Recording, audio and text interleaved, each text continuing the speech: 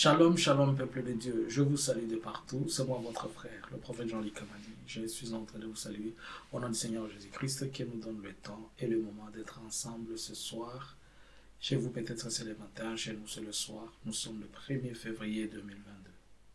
Prions. Éternel des armées, toi qui es le Saint des Saints, toi qui es le Dieu d'Abraham, le Dieu d'Isaac, le Dieu de Jacob, laisse que ces messages puissent arriver à destination et autorise que je puisse dire et donner ce que tu m'as révélé. Que la gloire, la puissance et la dignité soient avec toi.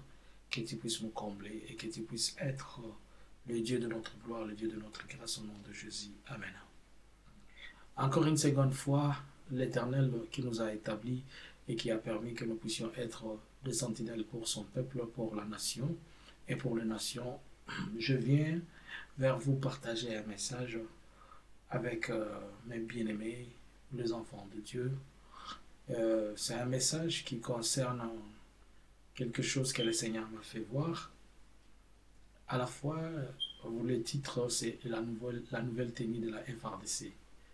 Alors, la FARDC, c'est quoi? La FARDC, c'est la Force armée de la République démocratique du Congo. Et en parlant de la nouvelle tenue, c'est-à-dire, je vais parler des uniformes. La Bible déclare que l'Éternel a établi ses serviteurs ou ses sentinelles pour alerter et parler à son peuple à chaque fois qu'il y a un souci ou bien une préoccupation. Et je fais une double vision.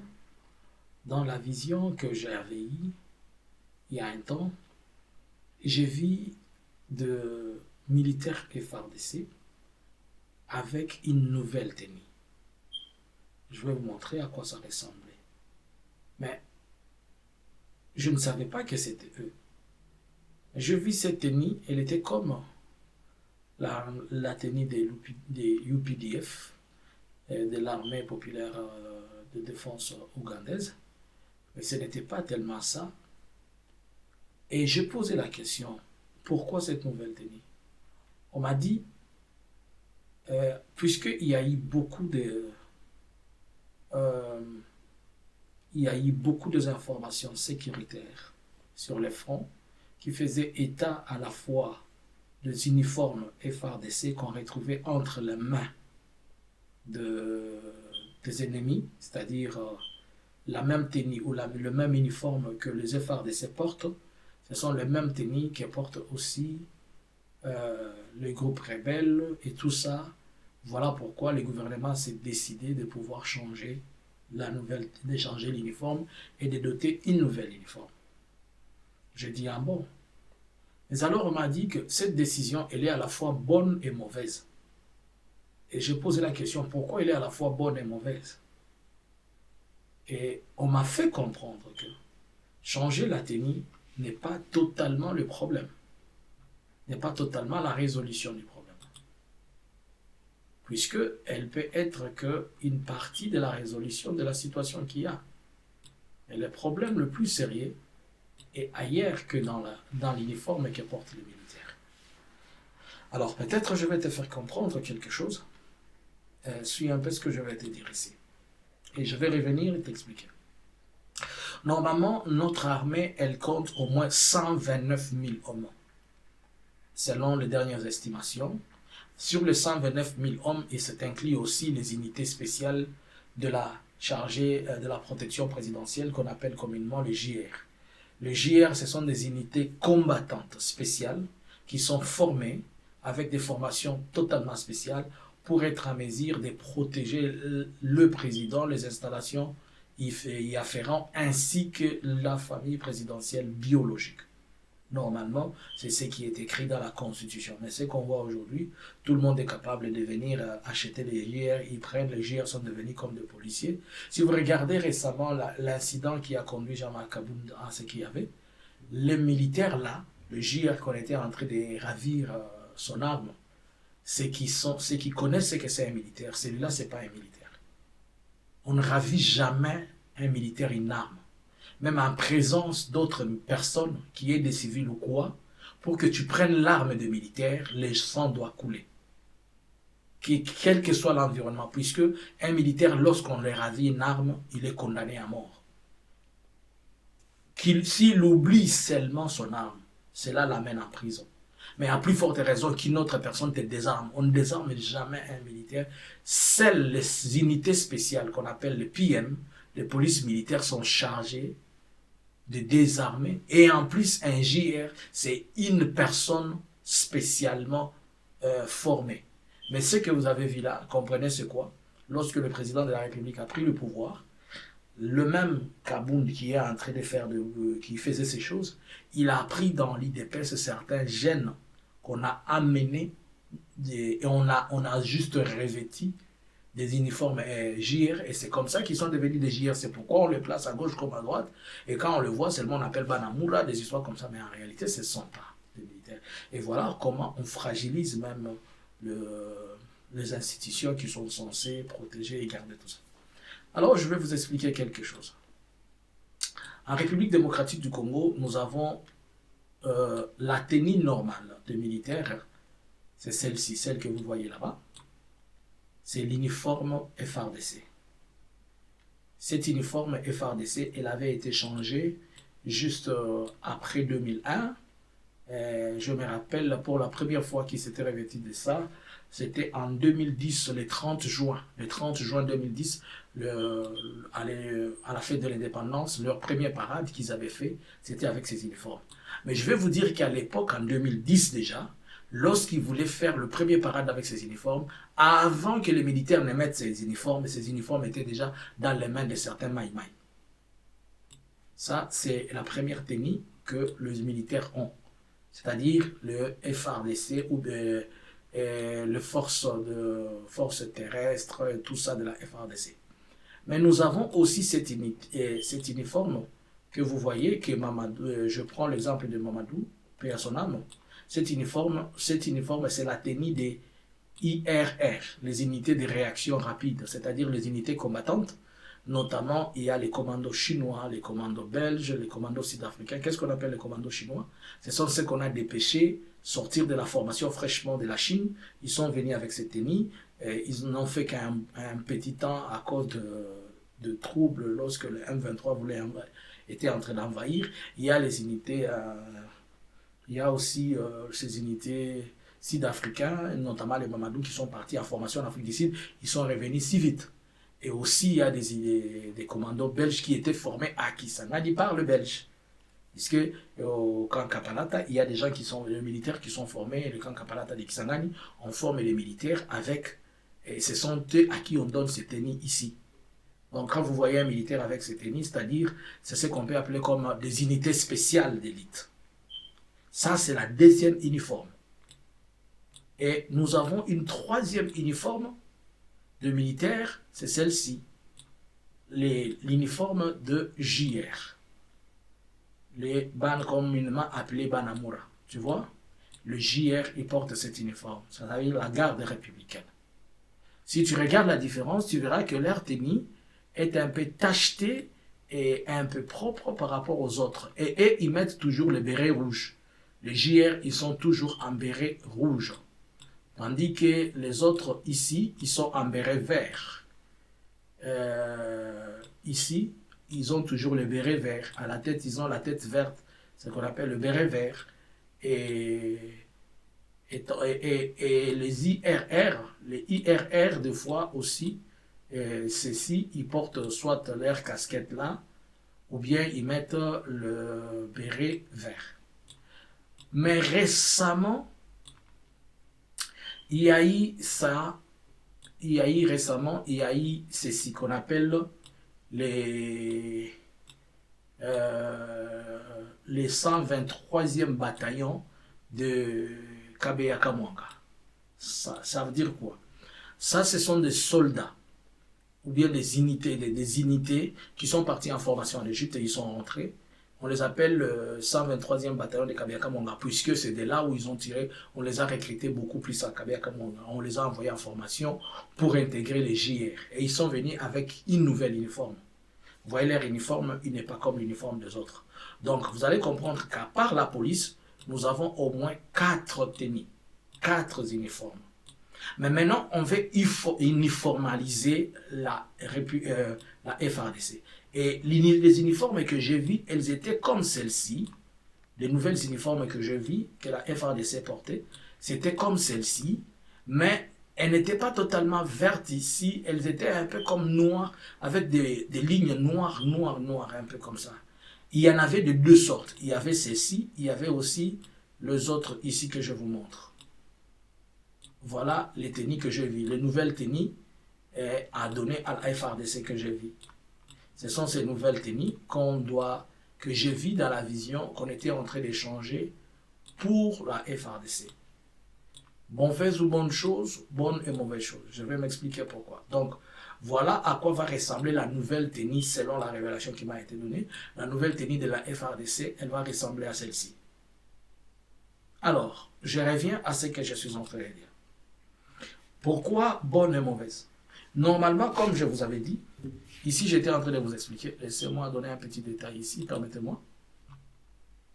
Ici j'étais en train de vous expliquer, pour que vous compreniez. C'est...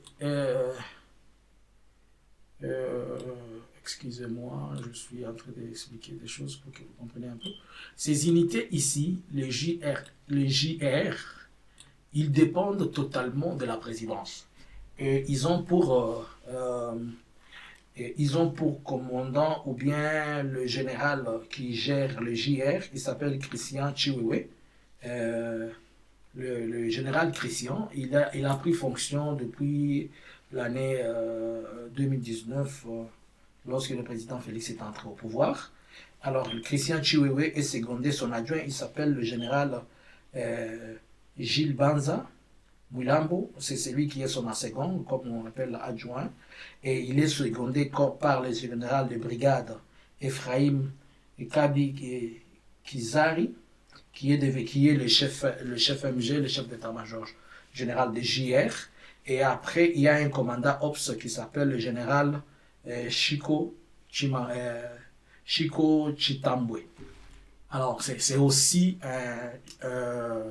un JR chargé de OPS, opération et renseignement. C'est ce que veut dire OPS, opération et renseignement. Là, c'est le général de brigade Jérôme Chico Chitambwe. J'ai dit le chief of staff qu'on appelle le chef d'état-major, c'est le général Ephraim Kabi Kirazi. Et au-dessus de Kabi, il y a l'adjoint qui est Gilles Mbanza Moulambo. Et les titulaires, c'est le général Christian Chiwewe. Je pense qu'il doit avoir maintenant 52 ans, quelque chose comme ça. Mais ces unités ici, le JR, ils sont composés de 12 000 hommes. Ils sont composés de 12 000 hommes. C'est-à-dire, communément, leur structure est structurée selon les régiments. Les régiments, ce sont des unités unités composées d'au moins 1200, 1300 hommes. Alors, écoutez ce que je vais vous dire. Pourquoi dans le message, on m'a dit vrai et faux. Puisque nous avons la FARDC, elle compte 129 000 hommes actifs. Or, une tenue de militaire comme ça, telle que je vous ai montré ici, une tenue, pour qu'une nouvelle tenue comme ça, comme celle-ci, une tenue comme celle-ci, je vous ai dit que je serais trop technique, écoutez-moi s'il vous plaît. Une tenue comme celle-ci, pour qu'on dote un militaire d'une tenue comme celle-ci, ça ne coûte pas moins.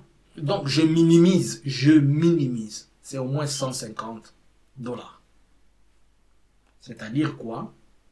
Le débardeur ici, le pantalon, le boot et les bérets, puisque il doit venir avec des bérets, avec des ceintures, et dans d'autres armées avancées, on ajoute aussi même les cinglés et la culotte, et même la tenue de sport. Alors, un militaire, normalement, n'a pas seulement une seule tenue, excusez-moi. Un militaire, on dote quand on fait la dotation militaire. C'est la dotation militaire, c'est-à-dire lorsqu'on remet des uniformes aux militaires, si on doit leur donner des nouvelles uniformes, on fait une dotation de 3 pièces. La dotation militaire, c'est quoi? C'est le fait de donner les tenues ou bien l'équipement militaire. Et lorsqu'on fait une dotation militaire comme ça, quand on compose un kit, les kits, c'est-à-dire dans les kits, il y a le débardeur, il y a le pantalon, il y a le bottine selon les numéros, on donne au moins 3 uniformes. Au minimum, normalement, c'est 2 à 3. Pourquoi? Puisqu'il y a un uniforme, il y a un uniforme que tu dois, il y a une uniforme plutôt, que tu dois mettre chaque jour. Il y a un autre de remplacement, mais il y a un tenue cérémonial que tu dois avoir. Parmi les uniformes, tu dois avoir une autre tenue pour les cérémonies, pour des moments spéciaux. À part ceux qui sont au front, même ceux qui sont au front, ils ont des fois un ou deux pour échanger. Mais dans la logique, on dote tout militaire de 3 tenues. Alors si vous devez avoir 150 pour une dotation, c'est-à-dire chaque militaire doit avoir 150 fois 3. Je ne sais pas si vous comprenez. Je vous ai dit la tenue totale coûte 100, je minimise ces 150. Dans d'autres armées, c'est trop cher. Par exemple, les uniformes américaines, elles sont considérées trop chères. Les uniformes français, allemands, des consorts. Mais là, je minimise seulement. Je ne sais pas kopo yo bakopesa monani soki pays ninde konginda lisu na kopo yo na ebite soki mutu nini bakopesa kopo yo ya kone osomba bateni to kobanda bateni ya sika. Alors, la décision, elle est prise par les techniciens, mais c'est le président qui étant le chef suprême de l'armée, c'est lui qui dit go ahead, j'accepte ou pas, on décaisse l'argent, on le fait. Maintenant, pourquoi la décision, elle est à la fois bonne et mauvaise? Bonne pourquoi? Puisque maintenant, on saura la différence entre les groupes rebelles et les unités au front. Puisque deux fois, quand les gens sont attaqués, ils disent qu'ils ont été attaqués par les FARDC, puisque ceux qui les attaquent, ils portent la même tenue qu'ont les militaires. Maintenant, on va changer de tenue. Dans la vision, je vis qu'on était en train de changer de tenue. C'est une bonne chose, mais c'est une partie de la résolution du problème. Pourquoi? Puisque le militaire à qui on va donner ces tenues-là, comme je viens de vous expliquer, si une pièce coûte 150, donc, et si on doit lui doter de 2 à 3 tenues, je prends seulement 3 tenues, donc une de tous les jours, une de rechange et une pour les cérémonies spéciales. Et on ne doit pas seulement lui doter de ça, on doit donner un nouveau béret, on doit donner le web, c'est-à-dire la ceinture, on doit donner des boots, on doit donner des chaussettes. Donc l'équipement militaire coûte énormément cher. C'est pourquoi quand quelqu'un te dit il va faire la guerre ce n'est pas quelque chose de facile. La guerre coûte énormément cher.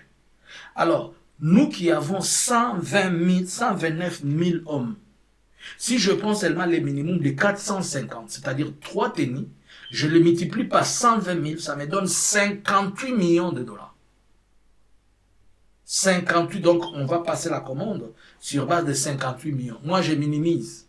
Peut-être ils vont dire, la pièce là, pour une pièce, ça coûte 500, 300, je ne sais pas. Ils peuvent multiplier jusqu'à dire, pour un militaire, il faut 1000 euros. Ils peuvent multiplier comme ils veulent.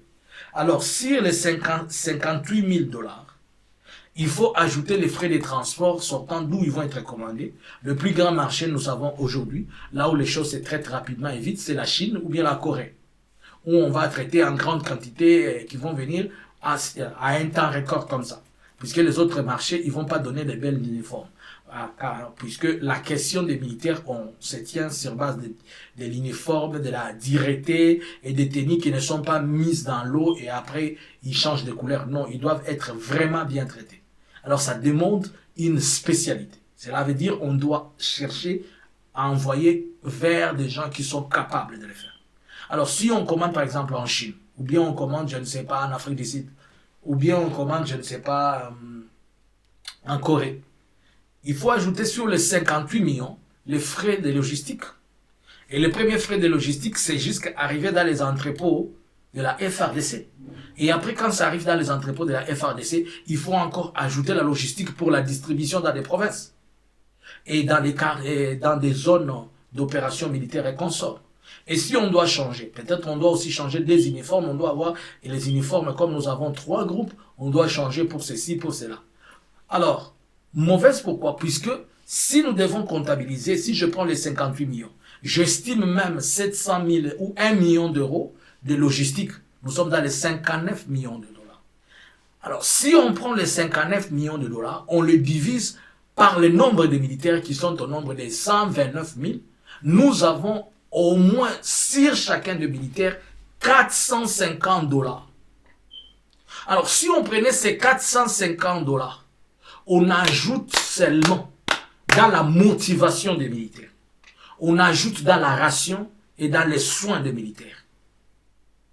On est à la porte de une réponse. C'est pourquoi on m'a dit, elle est mauvaise et bon à la fois. Bon, puisque on va, oui, sur le plan sécuritaire, c'est bon. Mais sur le plan de la motivation du militaire, ils ne seront pas motivés. Ils vont juste changer de tenue. Mais aussi, il y a un problème. Comment les uniformes se retrouvent entre les mains des rebelles?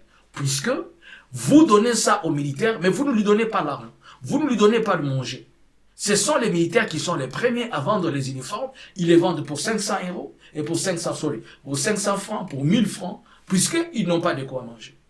Puisqu'ils n'ont pas de quoi se soigner, puisque leurs femmes les appellent qu'ils ont faim, puisque leurs enfants ont été chassés, puisque dans les camps, on l'a chassé, puisque. Alors, tous ces puisque-là, changer les uniformes de la FARDC, c'est bon, mais ce n'est pas résoudre la question de la FARDC. La question de la FARDC, elle ne se réside pas sur l'aspect de l'uniforme. Je vous avais dit ces choses avant que l'état de siège ne commence, que le Seigneur m'a dit, il y a deux choses simples à faire, que l'occasion me permettra un jour, si je me retrouvais avec la personne concernée, je pourrais lui dire, voilà ce que le Seigneur a dit, ce qu'il faudrait que tu fasses pour atténuer la situation. Puisque comme je vous l'ai dit, et je le répète, que ce n'est pas à Félix de finir la question de l'Est, il ne la finira pas même s'il fait 20 ans là-bas. Spirituellement, ce n'est pas lui qui a l'autorisation de finir ça. Il y a une autre personne qui doit finir ça. Mais il peut atténuer ce qui se passe afin que son mandat soit quand même un peu stable. Alors, la décision de changer les tenues que je vis, c'est une bonne et une mauvaise décision. Bonne, oui, sur le plan sécuritaire, mais mauvaise puisque les mêmes militaires vont répéter les mêmes bêtises. Puisque vous allez leur donner la tenue, vous n'allez pas leur donner à manger. Ainsi, ils vont prendre encore eux-mêmes le même tenue, ils vont le vendre à d'autres personnes. Et n'oubliez pas, je vous ai donné l'exemple en 2010. Les tenues, quand ils quittent Kinshasa, s'il y a par exemple 50 000 militaires, Kinshasa va envoyer des tenues pour 100 000. L'extra là, on dit qu'on garde dans le dépôt, au cas où il faut échanger, au cas où il y a ceci, il faut cela, il faut cela. Mais en réalité, ce n'est pas ça.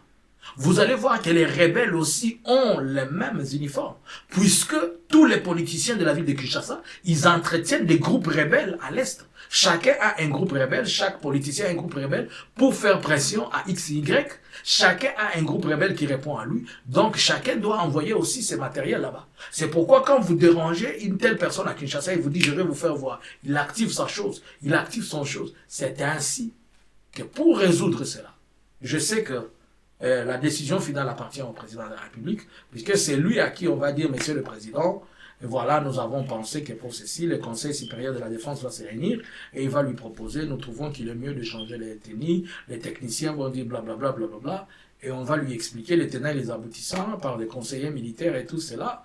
Et récemment, il y a eu l'un de ces conseillers militaires qui a été décédé, que je connais, qui était le messier de liaison de la Monique et la FARDC à l'époque, le général Nguizo personnel. Donc il y a beaucoup de techniciens là qui peuvent lui donner des conseils et ils vont les faire.